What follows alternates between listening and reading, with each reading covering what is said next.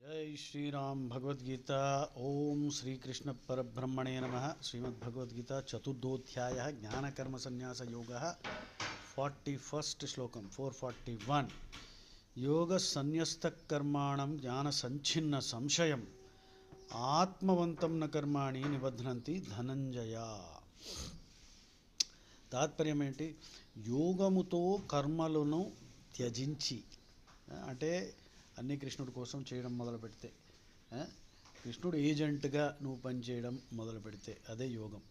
యోగముతో కర్మలను త్యజించి జ్ఞానముచే సందేహాలను తొలగించిన ఆత్మ సాక్షాత్కారి వ్యక్తిని కర్మలు బంధించలేవు.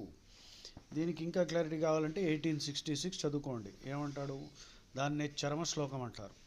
సర్వధర్మాన్ పరిత్యజ్య మామేకం శరణం వ్రజ అహం త్వా సర్వపాపేభ్యో మోక్షయిష్యామి మా శుచః. అంటే కృష్ణుడు 1866ని చరమ శ్లోకం అంటారు. అంటే ఫైనల్, అంటే లిటరల్గా ఫైనల్ కాదు, ఫైనల్ అయితే 1878. కానీ దీన్ని చరమ శ్లోకం అని ఎందుకు అంటారంటే మొత్తం సారం ఇందులో ఉంది అని రామానుజాచార్య మహానుభావులందరూ చెప్పారు. దాని అర్థం ఏంటి? 1866 అర్థం ఏంటి?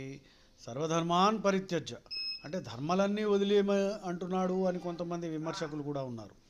అది వెర్రితనం, అజ్ఞానంలో అలా మాట్లాడకూడదు. తెలియకపోతే చదవాలి, తెలుసుకోవాలి. సర్వధర్మాన్ పరిత్యజ్య, శంకరాచార్య దాన్ని డెఫినేషన్ ఇచ్చాడు. సర్వధర్మాన్ అంటే ఇక్కడ ఈ ధర్మానికి అర్థం కర్మలు. అంటే ఏమిటి?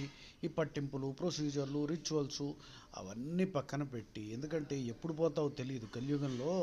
When will you kick the bucket, you have no idea. అందుకని ఎంతకాలం బతుకుతావో తెలియనప్పుడు కృష్ణుడు కోసం, కృష్ణుడు ఏజెంట్గా, without any sense of doership, డిఓఈఆర్.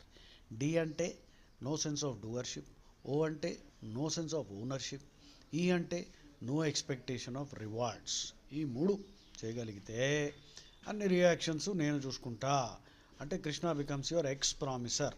X promissory అంటే ఇంగ్లీష్లో నువ్వు అప్పు తీసుకుంటే ఆయన వచ్చి అప్పు తీరుస్తాడనమాట, తీరుస్తాడు. అటువంటి వాడిని ఎక్స్ ప్రామిసర్ అంటారు.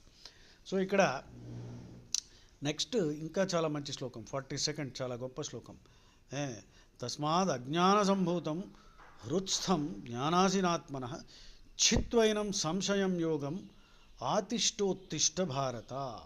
జ్ఞాన ఆసినః అంటే జ్ఞానం అనే ఖడ్గముతో. అంటే చాలామంది రకరకాల వెర్రి నమ్మకాలు బొందల దిగిపోయి భావాల్ని అలా చేస్తున్నారు. జ్ఞానాసినంతో అన్నీ కొట్టిపారేరా అని చెప్తున్నాడు కృష్ణుడు. కాబట్టి